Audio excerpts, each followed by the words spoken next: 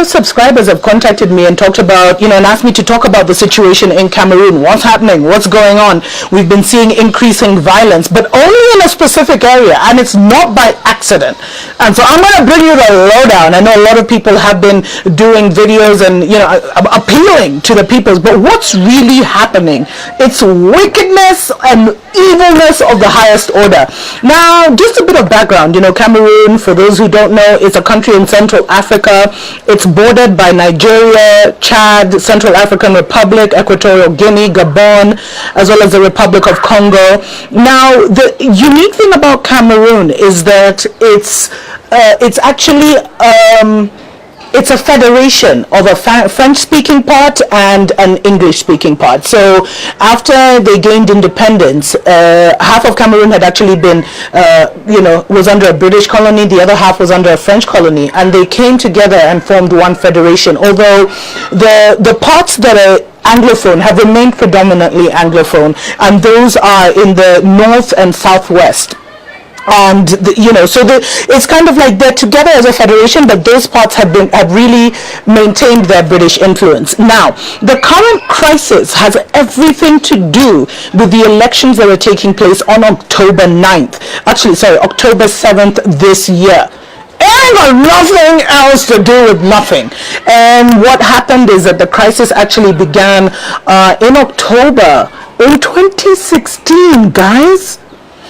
And so far, unfortunately, 163 people have been killed and 160,000 people have been displaced, and about 20,000 have actually sought refuge in Nigeria. Now, the main areas of violence, and this should not surprise you, are actually in North and Southwest Cameroon, the two areas that used to be British colonies. And the current president, President Paul Biya, he's been in power since 1982. He's 85 years old. I mean, it's his time to go. And he's been in power since like the 80s, for about 36 years. And he's, of course, from the French-speaking part. He's heavily backed by the French government. And, one has to ask the questions. Is the insecurity linked to France? Does the French have a hand in what's happening? Because you see, the main opposition to Biya is actually coming from the Anglophone speaking side. And now what the government has been saying, they've made all these arrests and try to, stop the violence, calling them insurgents. But what the government is actually saying, Biya's government, is that they won't be able to have elections in the Anglo-speaking part of Cameroon because of this unrest. I said, these guys take us for fools. They take us for complete idiots. You don't even need to be a rocket scientist to figure this out. Now, this is a significant disadvantage to his major opposition party. I mean, come on. They're not even hiding it. The country's largest opposition, actually their biggest base is in the Anglophone part of Cameroon. Now, the French president, and the reason I'm saying France is involved in this nonsense is because recently the French president actually made a speech, not so recently, let's say end of last year, where he said that French, would be the first language of Africa. What the? What do you mean by that? And then you see him in Nigeria where the Boko Haram are fighting. It's the French troops that are helping the Nigerians. I mean, why can't the Africans be helping them? And then, Phil on the Advised Media Network, he actually did a brilliant expose and actually attached to the article about the 11 ways that the French still control their colonies. And, did you know that former French colonies are still paying colonial debt for the infrastructure that was built by the French during colonial times over 50 years ago? Did you know that their national reserves are all kept in France to the tune of $500 billion and they can only get 15%? Did you know that France actually has the right of first refusal on any raw material, natural resource discovered in the country, and that priority is given to French companies whenever anything, for public procurement, public infrastructure, all of that. And then you think France doesn't have a role in the violence that is going on in Cameroon? You don't think they're backing their French president and hoping, their francophone speaking president will stay in power? Well, I'm going to take a short break. When I come back, I'll be giving you guys some shocking information about Biya. Shocking. We'll be right back. Now, before I get into the shocking, side of Biya that you need to know, which is just too heavy, I thought there's some quick facts that you should know about him. Now, this man, Paul Biya, has been the president of Cameroon for 35 years, which means 60% of his population, because 60% of Cameroonians are actually below the age of 25, were born into his presidency, so they've never even known another life, which is total madness. Now, he is famously known as, globally, as the absentee president. And out of these 35 years that he's been president, 30 have been spent outside of Cameroon. I mean, some of these things just make you want to cry. So he's only basically spent 5 years of his 35-year presidency in the country. And get this, every year he goes to his other residence, his official residence actually, is in Geneva, Switzerland, where he takes a presidential suite plus like 4 floors of the most expensive hotel.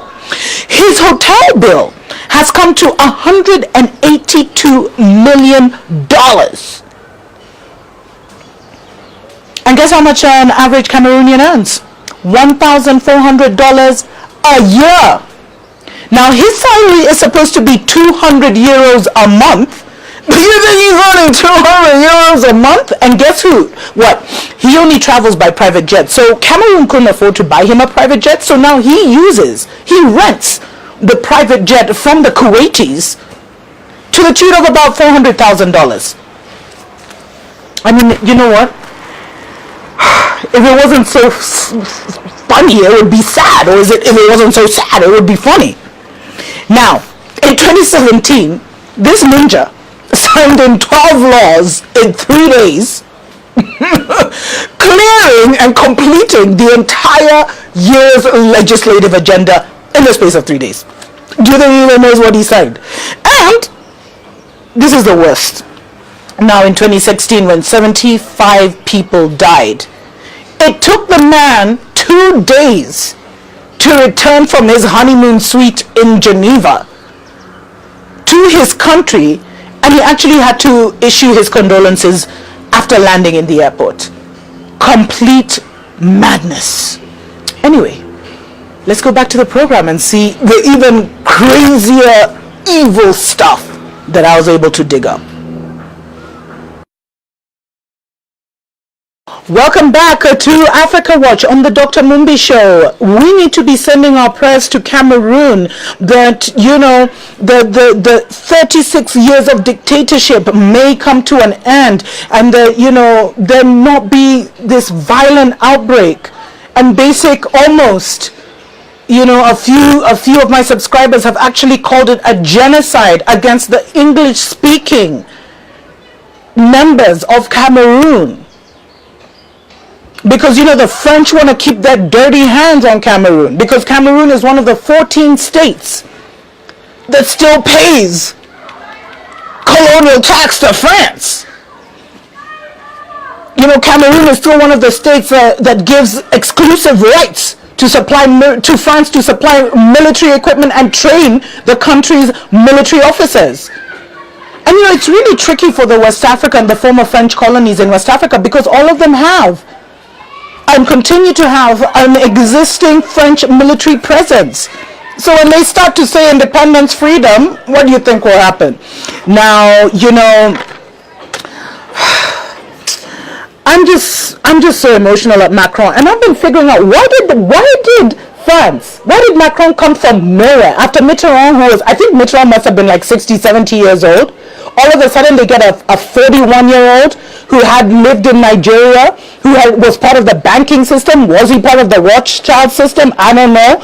Definitely a Freemason. All of a sudden he's president of France, and all of a sudden he's just pushing his agenda in Africa, because we know the last frontier is Africa and everybody's doing it. The Chinese are doing it, the British are trying to create an empire 2.0, and the French are doing it, and that's why they've gotten this young 41-year-old French president to push this agenda. I mean, how arrogant of him to say that the first language of Africa is going to be French. And he received a lot of backlash. We didn't take it lying down. But can I tell you something? Okay, on a side note, here in Kenya, right? So they collapsed our local supermarkets. There was one which was called Nakumatt, huge supermarket. I was told cash exchanged hands, allegedly, apparently. And guess which supermarket came into town? Carrefour. The biggest French supermarket is now, feeding Kenyans.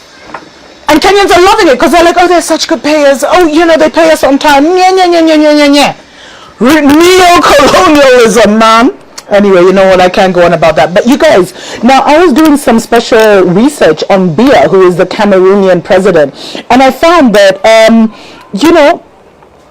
could he be a Freemason? Because what I've found with all these long existing presidents, and a lot of them who even come into power now, is that they always have occult connections. It's just like in the US, the way you'll have the the huge Hollywood stars and stuff who are definitely into the occult, and then you'll have the Boule, which is like the African American stars, like the Beyoncés of this world, who are part of their own little secret society. They think they're equal to the Mzungus, the white people, but that's a lie. And I feel like all African presidents, what I'm finding in my research is all African presidents are also part of this, presidential brulee. Because, get this, in 2012, Biya actually chaired the closing ceremony for the Golden Jubilee of Freemasons in Douala, Cameroon, which was attended by all kinds of higher-ups. And there's this guy who's been imprisoned. Now, he's the Secretary General of one of the major parties. He's called Professor Titus Edzoa.